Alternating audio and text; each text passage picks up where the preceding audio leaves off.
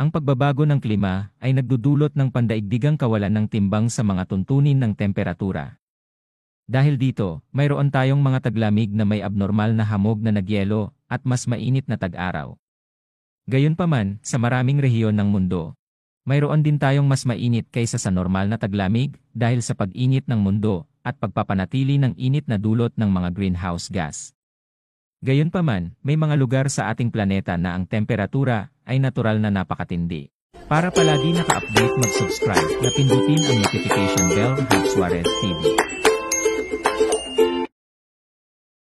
Ang Ulaanbaatar, na kilala bilang Ulaanbaatar, ay ang kabisera at pangunahing lungsod ng Mongolia na matatagpuan sa hilagang gitnang bahagi ng bansa na may taas na humigit kumulang 1,350 metro. Dahil sa taas at distansya nito mula sa dagat, ang Ulaanbaatar ay itinuturing na pinakamalamig na lugar sa kabisera ng mundo, na may klimang subarktik na may record na temperatura sa taglamig na negatibo 45 degrees C. Gayunpaman, nakakagulat dahil ito rin ang pinakabinibisitang lugar sa ranking na ito. Naglalaman ito ng ilang mga museo at ang pinakamalaking monasteryo sa Mongolia, ang Gandanteg-Chinlenkiid.